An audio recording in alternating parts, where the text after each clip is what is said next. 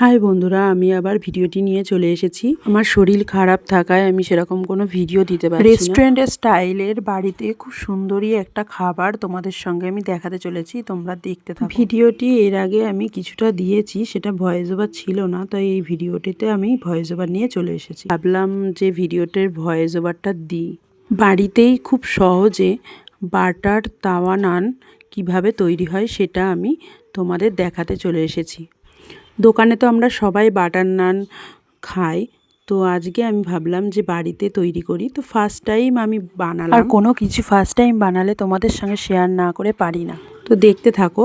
আমি প্রথমে এখানে ময়দাটাকে মেখে নিয়েছি। তার আগে যা করেছি সেটা হলো আগের ভিডিওতেই দেওয়া আছে, তো ভয়েস দেওয়া নেই।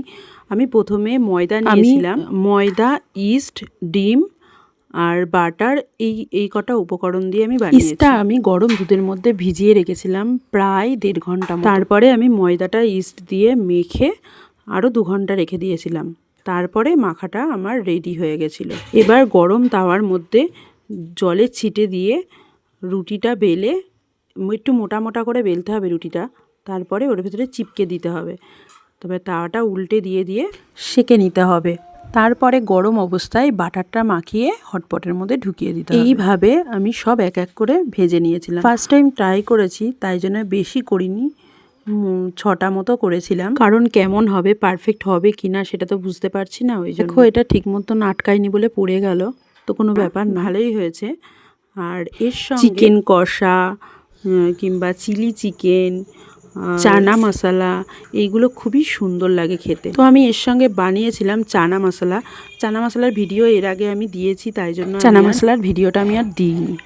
আর এই দেখো বাবলসগুলো উঠছে কেমন, আর পুরো দোকানের মতো পারফেক্ট হয়েছিল।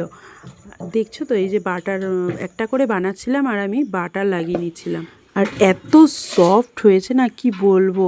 দেখো, তোমরা একবার বাড়িতে এরকম ট্রাই করে দেখতে পারো, অল্প খরচে খুবই সুন্দর একটা খাবার। রেস্টুরেন্টে গেলে হয়তো খেতে পারবে, কিন্তু বাড়িতে বানিয়ে যে মজাটা আর এত সুন্দর, আর রেস্টুরেন্টের থেকে কোনো অংশে কম না। আমার তো মনে হচ্ছে রেস্টুরেন্টের থেকে বাড়িটা বেশি টেস্টি খেতে। আর আজকে ফার্স্ট টাইম বানিয়ে আমি নিজে প্রচুর হ্যাপি যে না, বাড়িতে আমি পারফেক্ট বাটার নান আমি বানাতে পেরেছি।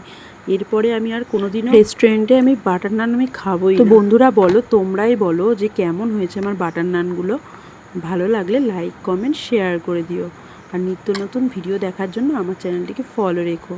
আবার একটা নতুন ভিডিও নিয়ে তোমাদের সঙ্গে খুব তাড়াতাড়ি হাজির হয়ে যাব।